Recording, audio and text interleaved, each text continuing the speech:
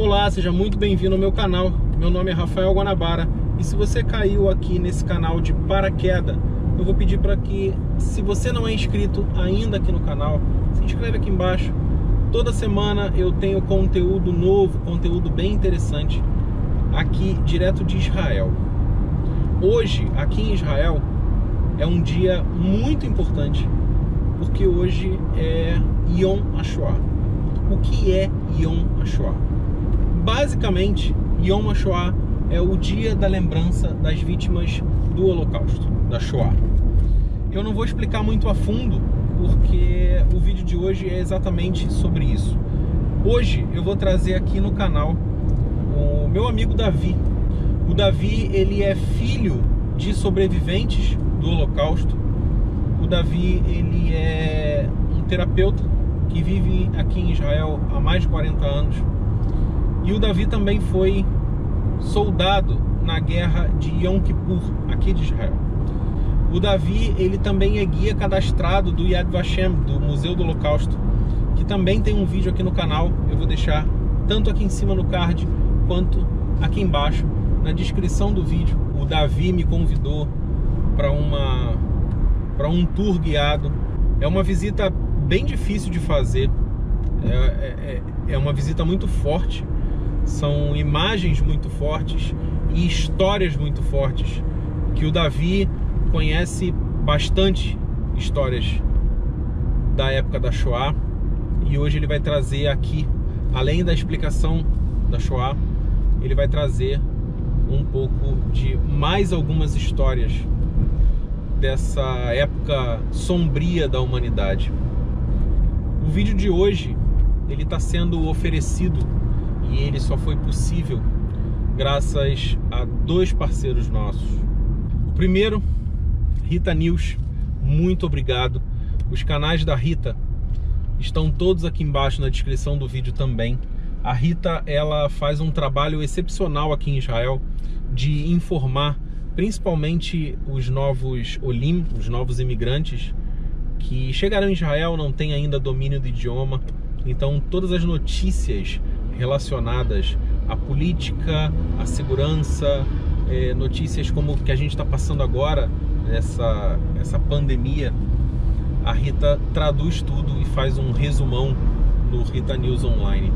E o outro parceiro, que é quem oferece esse vídeo também, é o novo portal de informações, tanto para brasileiros que vivem em Israel, quanto para brasileiros que amam Israel e querem acompanhar notícias aqui do país, mas que sejam de fontes confiáveis.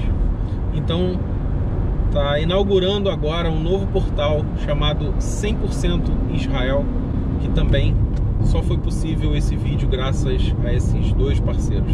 Todos os links de todos esses parceiros estão aqui embaixo na descrição do vídeo. Muita gente me pergunta qual é o meu sentimento, o que eu sinto no dia de hoje. E o que eu sinto, eu vou de um extremo a outro, num estalar de dedos. Eu vou de uma tristeza enorme, gigantesca, quando eu imagino a quantidade de vidas perdidas, quantidade de familiares que cada família judaica perdeu, quantas histórias interrompidas, quantas crianças perdidas, quantos jovens, quantas mulheres, quantos pais de família, quantos avós, quantas histórias interrompidas.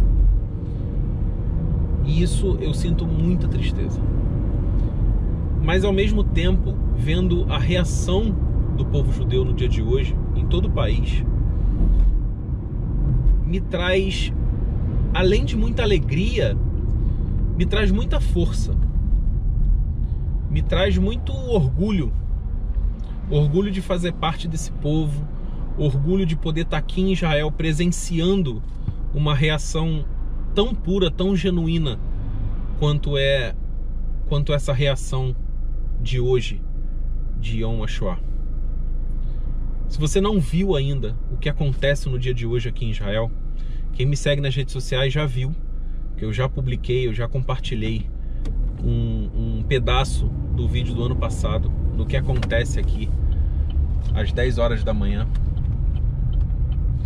Mas se você quiser acompanhar o vídeo completo de Yom HaShoah do ano passado, de 2019, no final da palestra do Davi, eu vou deixar um quadradinho para vocês consultarem e ter um pouquinho da noção do que é presenciar isso aqui em Israel, de vivenciar isso aqui em Israel.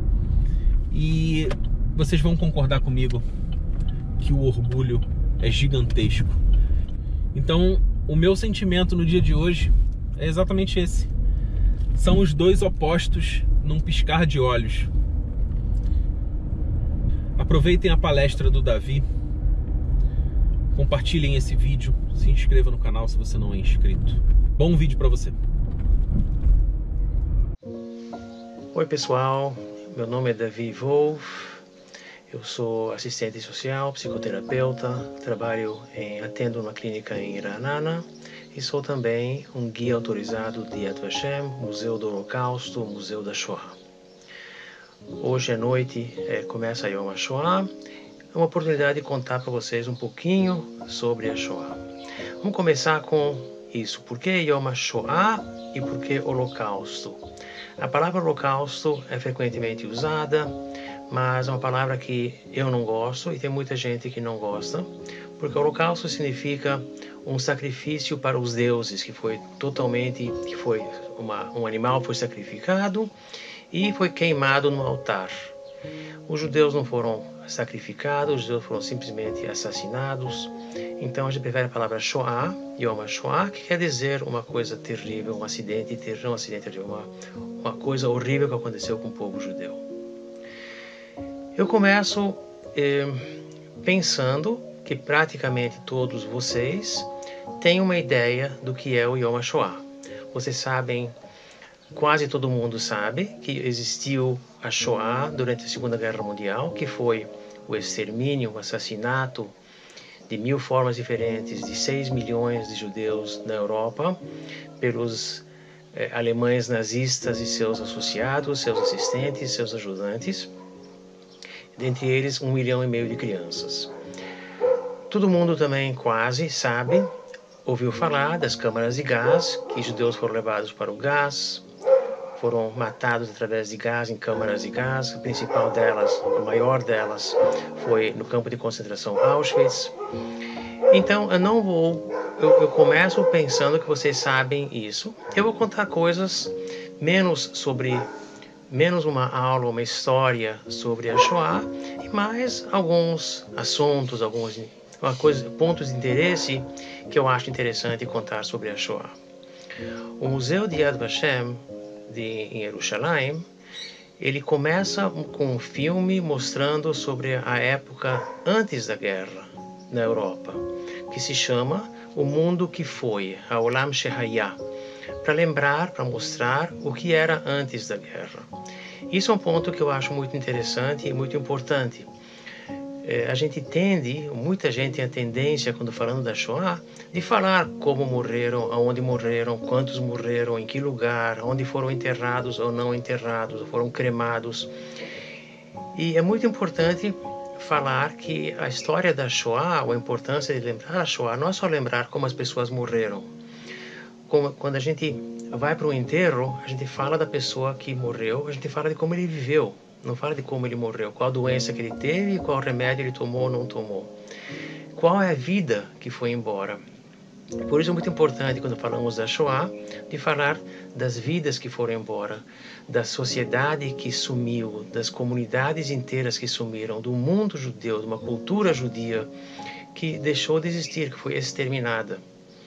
E por isso é muito importante, na minha opinião, antes de falar de como morreram, e que não é só uma questão de contar 6 milhões de corpos, de cadáveres, mas o que foi embora, quem são as pessoas que foram embora, que mundo é esse que deixou de existir, que sumiu, que desapareceu, que foi exterminado pelos alemães nazistas.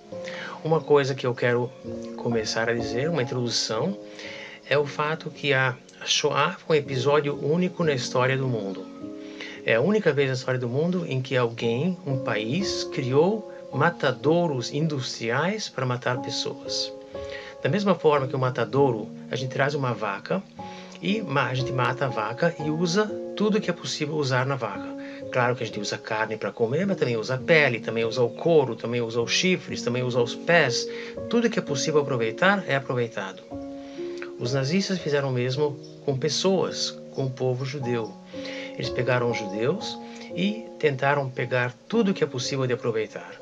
Primeiro era a propriedade, as casas, as joias, o dinheiro, as roupas. Depois matavam as pessoas e arrancavam ainda os dentes de ouro, se tinha dentes de ouro. Abriam os corpos para ver se tinha alguma coisa dentro, guardado dentro do corpo, alguma joia. Teve rumores depois da guerra que eles também usavam da gordura dos corpos que foram queimados nos campos de concentração, nos crematórios. Eles aproveitaram essa gordura para fazer sabão. Não há provas que isso de verdade aconteceu, mas se não aconteceu, não é porque era contra o moral deles, é porque simplesmente não conseguiram. Quer dizer, era uma fábrica de matar um matadouro, matar pessoas e aproveitar cada coisa que pudesse aproveitar. Uma coisa que é importante sempre lembrar, que também houve na guerra, na Europa, durante a guerra, houve não só assassinos, houve também gente que foram os chamados, os justos entre as nações. E Yad Vashem, junto com o governo de Israel, tenta comemorar essas pessoas que ajudaram os judeus, arriscando a sua vida, arriscando a vida das suas famílias, não recebendo dinheiro, não recebendo nenhuma compensação, e ajudaram os judeus a salvar judeus. Hoje em dia, em Yad Vashem, tem 27 mil pessoas assim que já foram assim comemoradas, mas a gente não sabe o número verdadeiro, porque tudo que aconteceu durante essa guerra, durante a Shoah, tem muito mais coisa que a gente não sabe do que a gente sabe. Quando as pessoas morrem, se uma pessoa morre, tem à sua volta quem conte sua história. Se morrem 10 pessoas, ainda tem gente à volta que conte sua história. Se a aldeia inteira morreu, não sobrou ninguém para contar. Então, também nas histórias dos justos entre as nações, pessoas que podem ser que foram salvas numa situação, numa ocasião, mas mais tarde foram pegos e foram assassinados em todo caso. Então não sobrou quem contasse a história. Yad Vashem também comemora os anônimos justos entre as nações. Gente que a gente não sabe, porque não houve no fim quem contasse a história, ou eles próprios também foram assassinados. E para isso tem uma história que eu quero contar. Ramon Frister, um homem sobrevivente da Shoah, da Polônia, de Lvov, escreveu vários livros. Ele também aparece várias vezes no Museu de Yad Vashem. E ele conta uma história em que ele tinha 13 anos em Lvov, na Polônia. Foi levado junto com seu pai para um campo de trabalho. A mãe foi assassinada. Chegaram no campo de trabalho, a caminho do campo de trabalho, o pai falou com um vizinho que chamava Krul, um bom amigo dele, e falou: toma aqui todos os meus pertences de valor, minhas joias e tudo que eu tenho de valor, guarda para mim, por favor. Algum dia a gente vai voltar, todo mundo pensava, né? Estamos indo agora para um lugar, mas a gente volta um dia. Guarda para mim, quando a gente voltar, você me devolve. E o amigo falou: pois não, com prazer. Chegaram nesse campo de trabalho, e o pai viu bem rápido que eles iam morrer de fome. Não tinha chance de sobreviver a esse campo de trabalho, assim como todos os campos de trabalho dos alemães. Eram campos que praticamente a intenção era de matar as pessoas aos poucos, porque sempre tinha mais gente, sempre podiam trazer mais trabalhadores escravos. Então, a pessoa trabalha passando fome, morre bem mais cedo ou mais cedo mesmo. Então ele encontrou um trabalhador que trabalhava nesse campo, um polonês não judeu, e falou para ele: olha, me faça um favor, manda uma carta para o meu vizinho, para o Krul, e fala para ele para te mandar para vender as coisas que eu deixei com ele e te mandar o dinheiro. Quando o dinheiro chegar, você pega metade do dinheiro para você e com outra metade traz para a gente cada dia um pão e um copo de leite para nos ajudar a sobreviver. Essa conversa, todas escondidas. Era uma conversa ilegal. Para esse polonês conversar com eles já era uma coisa que ele podia ser assassinado por isso. O polonês concordou, mandou a carta. Depois de algum tempo ele voltou e falou, tudo bem, chegou o dinheiro, e a partir desse dia começou a deixar para eles cada dia um pão e um copo de leite escondido, para ninguém saber, para ninguém perceber. Passou algum tempo, eles foram levados embora. O Roman e seu pai foram levados embora para outro campo e acabou a história do pão e do leite. Anos depois, por enquanto o pai dele também morreu durante a guerra, o Ramon sobreviveu, eventualmente voltou para a Polônia, eventualmente veio para Israel também, morou em Israel. Anos depois ele se encontrou com a filha daquele vizinho, Krul, na Polônia, e falou para ela, quero te agradecer que vocês cuidaram da gente, mandaram para a gente, venderam as coisas, mandaram dinheiro, muito obrigado. E ela falou, eu não sei do que você está falando, a gente não mandou nada. Pouco depois que vocês foram embora, meu pai foi matado pelos alemães, minha mãe vendeu as coisas todas e usou para nós, que a gente precisava do dinheiro, e não sei do que você está falando. Foi aí que esse Ramon entendeu que aquele polonês que trabalhava no campo trouxe para ele durante meses, trouxe para eles pão e leite por conta própria, por vontade própria. A gente não sabe por quê. Ele não sabia o nome da pessoa, não podia agradecer. Uma coisa muito impressionante. Está aí um exemplo lindo de um justo entre as nações anônimo, que ninguém nem sequer sabe quem é e nem pode agradecer. A gente costuma dizer que a guerra começou em 1º de setembro de 1939, com a invasão da Polônia. Eu quero dizer, Hitler subiu ao poder em janeiro de 1933. Eu quero dizer que a guerra já começou um pouco antes.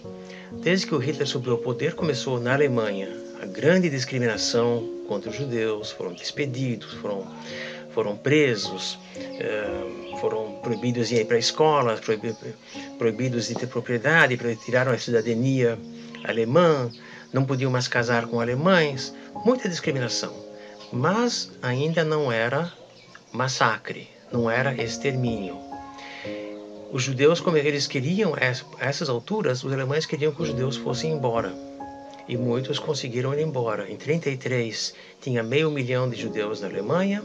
Quando a guerra começou em 1939, só tinha metade disso, só 250.000 ainda estava na Alemanha, que não conseguiu ir embora. Tinha também que não queriam ir embora, mas também que não conseguiam ir embora. Mas eu digo que a guerra já começou antes. Em março de 1938, a Alemanha conquistou a Áustria, fizeram o Anschluss, se juntaram à Áustria.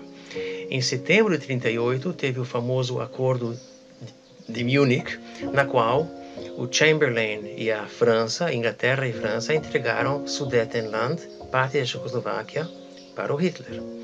Em março de 1939, a Tchecoslováquia inteira já foi conquistada por Hitler. Quer dizer, aos poucos, Hitler já estava tomando a Áustria, Sudetenland e Tchecoslováquia, tudo ainda antes que começou a guerra oficialmente em 1939. Em novembro de 1938 foi a Noite dos Cristais, Kristallnacht, na Alemanha e Áustria, onde queimaram um pogrom organizado pelo governo, queimaram milhares de sinagogas, milhares de homens judeus foram levados à prisão para campos de concentração e alguns também foram matados também, tudo com a intenção de que os judeus passassem mal e quisessem ir embora. Ainda não se fala de um massacre. E finalmente, em setembro de 1939, 1º de setembro, foi a invasão da Polônia. E agora começou oficialmente a Guerra Mundial. E se até agora os alemães tinham 500 mil judeus com eles, de repente conquistaram a Polônia, onde tinha 3 milhões de judeus. E se eles não conseguiram se livrar dos judeus antes, o que eles vão fazer agora com mais 3 milhões? Então eles estavam, de repente, sem saber o que fazer. Começaram também a explorar os judeus, a tomar as propriedades, começaram a construir guetos e a colocar os judeus dentro dos guetos. Uma coisa bem aos poucos, mas ainda não muito claro para onde que eles estavam indo, qual que era o programa final. 39, em 40, começo de 40, a Alemanha continuou com a guerra, a Inglaterra e França tinham feito um acordo com a Polônia que iam ajudá-los, mas não vieram ajudar. Então a Polônia foi conquistada, Depois, já começo de 40, a Alemanha continuou e conquistou a França, a Dinamarca, e a Noruega, e a Holanda, e a Bélgica, praticamente toda a Europa Ocidental, e começaram com a guerra contra a Inglaterra, no ano de 40, no outono de 40, setembro, outubro, novembro de 40. Não conseguiram com a Inglaterra. E então, começo de 41, foram para a Grécia e a Iugoslávia e praticamente conquistaram toda a Europa Ocidental. Ainda, de novo, os judeus, ainda não começou o massacre, nem o extermínio de judeus, nenhuma decisão, parece, de matar todos os judeus. E aí chegou junho de 41, a Alemanha invadiu a Rússia. Em 39, Hitler fez um acordo com Stalin de não agressão e os dois repartiram a Polônia entre si. Agora, em junho de 41, Hitler atacou a Rússia. Mas antes de atacar a Rússia em junho, já alguns meses antes começaram a preparar, a treinar Einsatzgruppen, batalhões especiais para missões especiais. E o seu trabalho era isso, ser carrascos. Eles andariam atrás das tropas, depois que as tropas de combate conquistavam um lugar, eles vinham atrás e começavam simplesmente a matar pessoas, judeus e comunistas do Partido Comunista. Entravam de cidade em cidade, de aldeia em aldeia, tiravam os judeus, levavam para fora, para o mato, mandavam escavar buracos no chão e eram fuzilados. Mais 10 fuzilados, mais 10 fuzilados, mais 10 fuzilados. Todos caíam um em cima do outro, dentro dos buracos. Dos famosos lugares onde teve esses grandes massacres, um deles foi Babi Yar, na Ucrânia, ao lado de Kiev, onde ainda em 41, quer dizer, alguns meses depois, logo antes de Yom Kippur de 41, pouco depois da invasão da União Soviética, tiraram 37 mil judeus em 2 dias, que foram fuzilados dentro desse lugar, Babi Yar, na Ucrânia. Outro lugar que também ficou muito conhecido é Ponar, da Lituânia, perto de... não me lembro. Da Lituânia, Ponari. Uma floresta que também fizeram buracos lá e também fuzilaram lá dezenas de milhares de pessoas. Isso tudo ainda em 41. Ainda antes, pouco depois da invasão da Rússia, mas logo que invadiram, aí começaram o massacre. Uma coisa que não é muito conhecida, que 1,5 milhão de judeus foram assassinados assim, por esses Einsatzgruppen, a balas, a tiros. Antes começaram ainda com as câmaras de gás.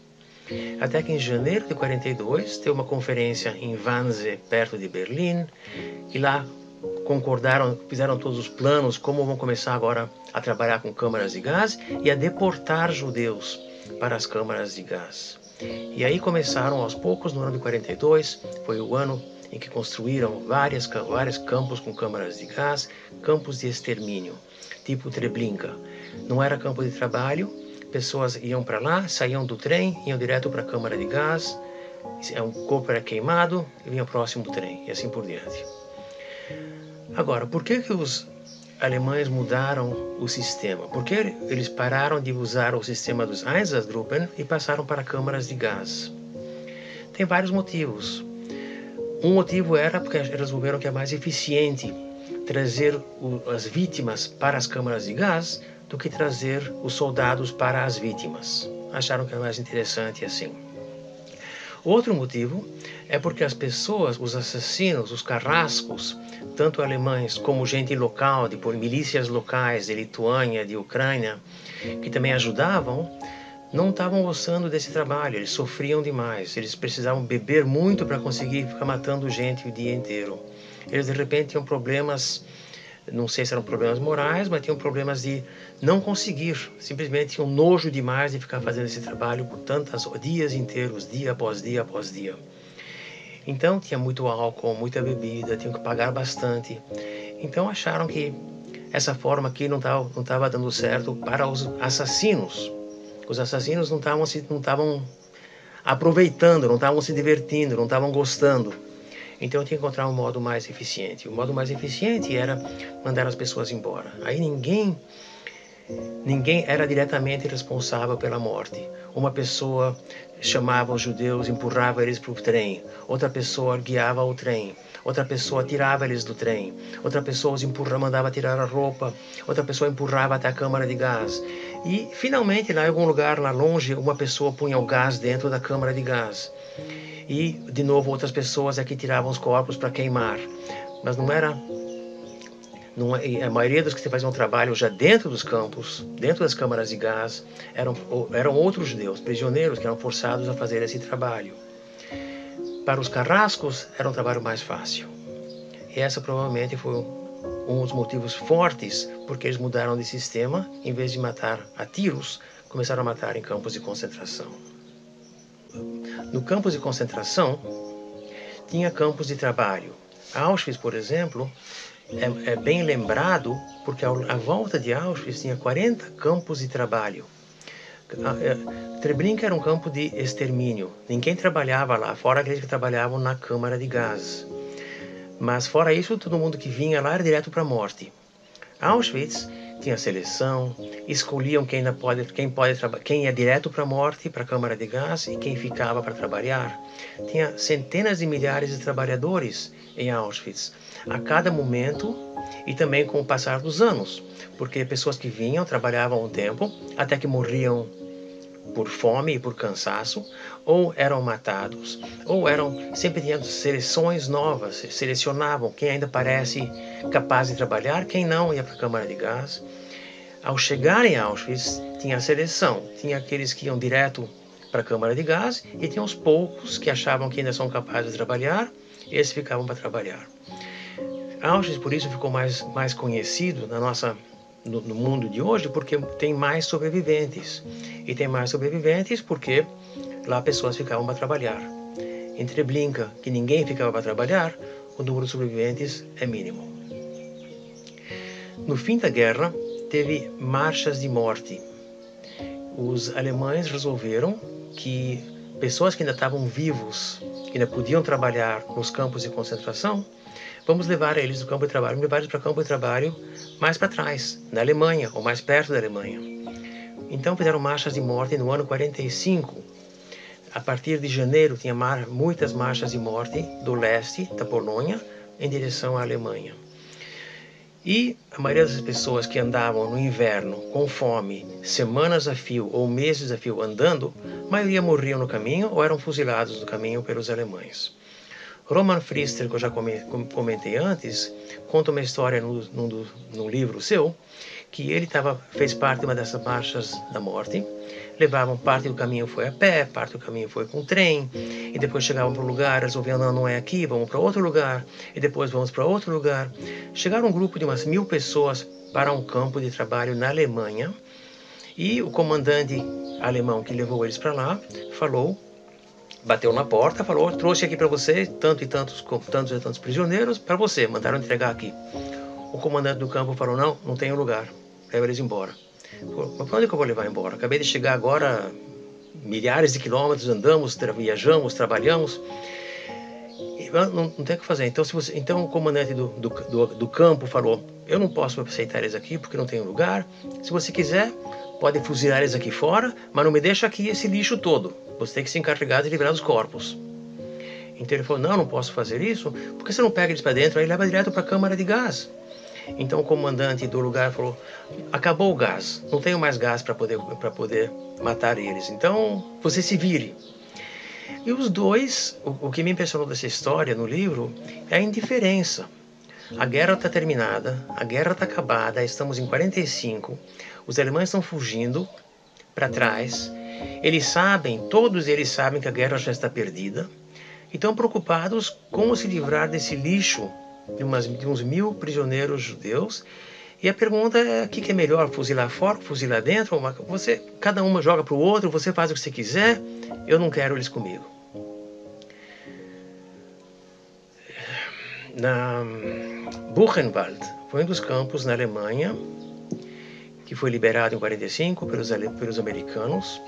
Tinha um menino lá que se chamava Lolek Lau, que o que depois cresceu, foi salvo, era o menino mais jovem que foi salvo de Buchenwald, tinha 8 anos.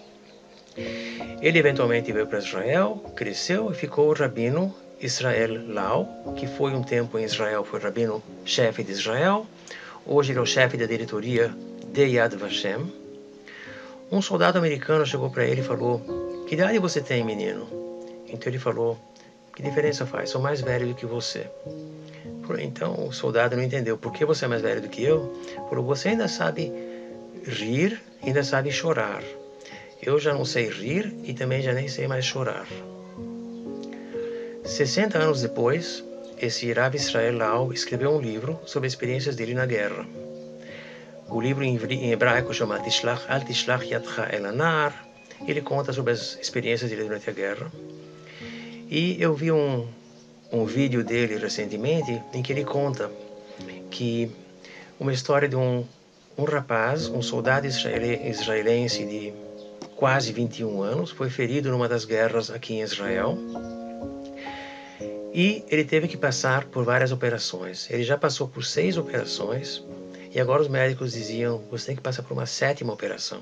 E ele falou: "Não, não quero. Eu não assino. Tem que assinar a permissão para fazer a operação, eu não assino. Deixa eu morrer em paz." E esse soldado fez anos. 21 anos, estava no hospital. Os amigos, os pais e os amigos fizeram uma festa de aniversário para ele.